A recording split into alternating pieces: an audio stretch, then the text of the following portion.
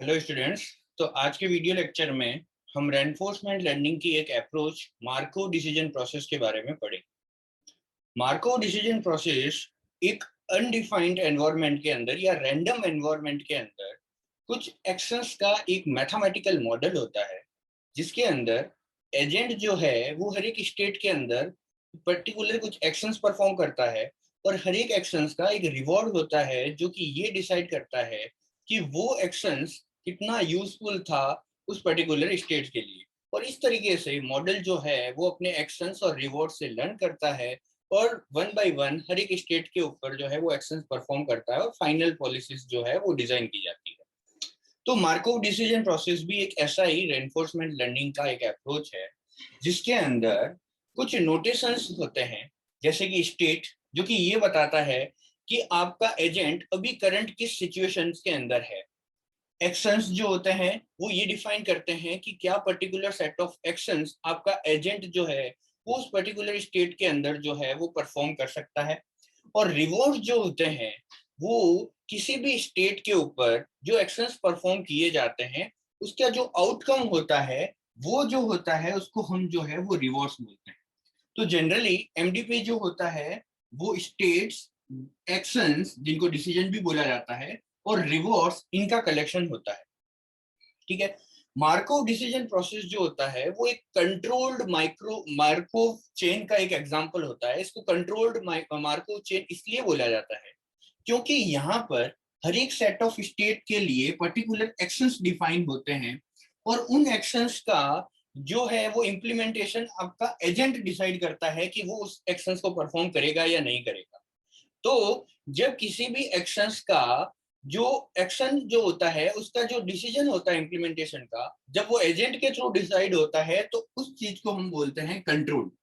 Just like that, as a human being हम जो है वो कुछ एक्शंस को कंट्रोल करते हैं। जस्ट लाइक कि खाना जो है वो हम तभी खाएंगे जब हमें भूख लगती है, हम पानी तभी पिएंगे जब हमें प्यास लगेगी। तो दैट में be the actions are controlled by the agents. तो ये जो कुछ एक्शंस हैं जो रैंडम अपन डेली लाइफ में यूज करते हैं उनको हम क्या बोलते हैं, उनको जो है वो बोला जाता है कंट्रोल्ड एक्शंस।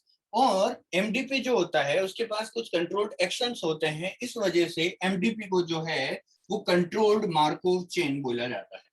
ठीक है। अब इसका एक एग्जांपल लेते हैं कि रियल लाइफ में एमडीपी जो है वो कहाँ यूज आती है, किस तरीके से हम जो है वो एमडीपी करते हैं, यूज आती है। तो इसका एक बेस्ट एग्जांपल आता है, that is the car maintenance. हम मान के चलते हैं कि कोई कार है जिसकी कुछ फॉलोइंग करंट कंडीशंस है या करंट स्टेट्स हैं। यानी कार जो है वो ब्रेकडाउन के अंदर हो गई है, मे बी उसका स्टीयरिंग व्हील जो है वो खराब हो गया है, या उसके जो टायर हैं वो फ्लैट हो चुके हैं, और मे बी वो आउट ऑफ कंट्रोल है।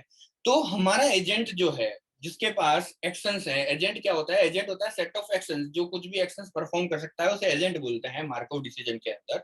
तो हमारा जो एजेंट है उसके पास कुछ ऑप्शंस हैं कि वो क्या क्या करे। या तो वो कुछ भी नहीं करे, डू नथिंग, या वो उसको रिपेयर करे, या उस पार्ट को चेंज कर दे या रिप्लेस कर दे उस पार्ट को जिस पार्ट की वजह से कार में प्रॉब्लम आ रही है। तो ये कुछ करंट स्टेट्स है हमारे पास, यानी हमारी कार की करंट स्टेट्स है कि या तो वो ब्रेकडाउन के अंदर चल रही है, कुछ भी हम मानते हैं कि उसके अंदर जो है वो करंट रनिंग के ड्यूरिंग के अंदर उसके अंदर कुछ प्रॉब्लम्स आ गई है, यानी उसके गियर जो है ब्रेकडाउन हो गए हैं, उसका स्टीयरिंग व्हील जो है आउट ऑफ कंट्रोल हो गया है, या उसके टायर जो है वो फ्लैट हो चुके हैं, मे बी एक्सीडेंटल कोज हो सकता है।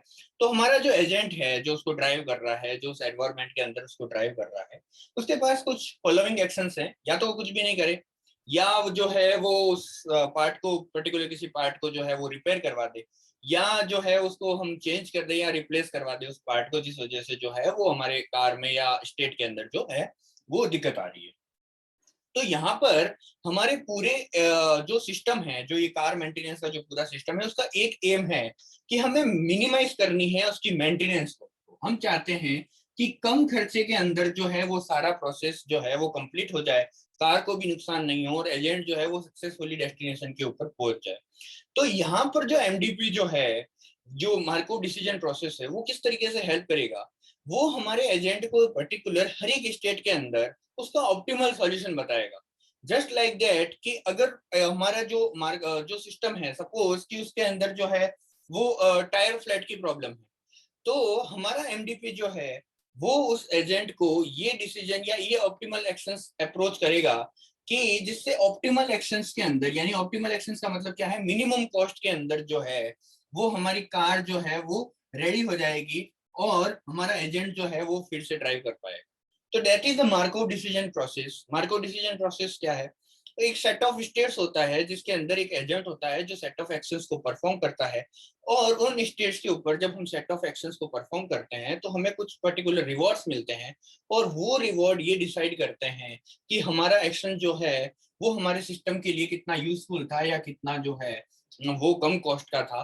तो ये जो होता है that is known as the Markov decision process, और ये कार मेंटेनेंस सिस्टम इसका एक एग्जांपल है।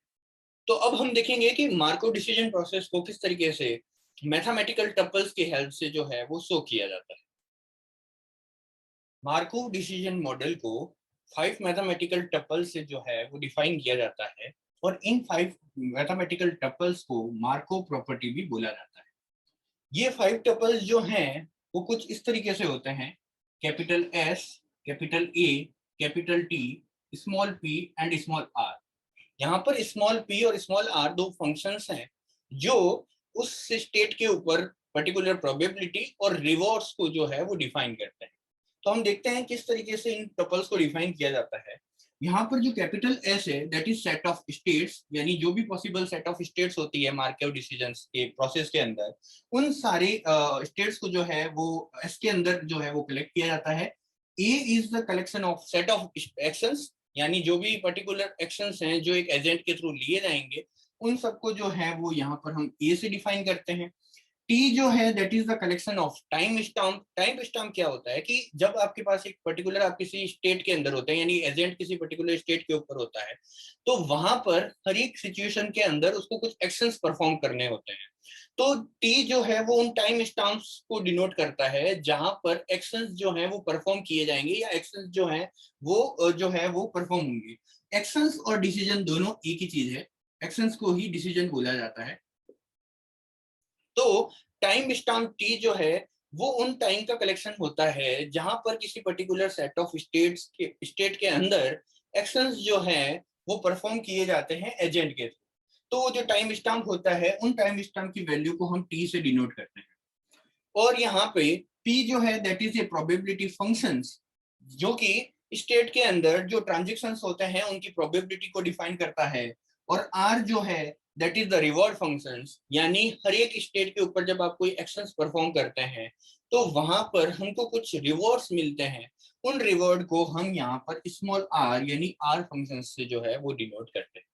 ठीक है, तो अब हम देखते हैं कि किस तरीके से मार्कोव डिसीजन प्रोसेस जो है वो मैथमेटिकली और एक मॉडल की फॉर्मेट में इंप्लीमेंट किया जाता है। यहाँ पर कुछ स्टेट्स दे रखी है, एक स्टेट दे रखी है एस टी, एक स्टेट दे रखा है एस टी प्लस वन, और यहाँ पर एक जो है वो एक्शन परफॉर्म कर रखा है और उस एक्शन को हमने डिनोट किया है ए टी से।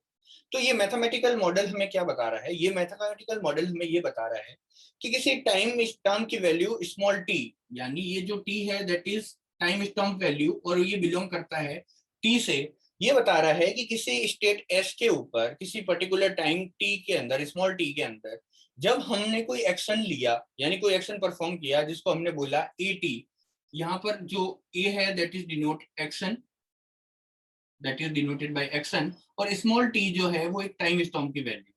ये मॉडल हमें ये बता रहा है कि किसी स्टेट एस टी के अंदर जब हमने एक एक्शन जो है ए टी परफॉर्म किया, यानी ए जो एक्शन है वो किसी टाइम स्टैम्प वैल्यू टी के ऊपर जब हमने परफॉर्म किया, तो हमें जो है वो एक न्यू स्टेट मिलती है जिसको हम डिनोट करते हैं एस टी प्लस वन।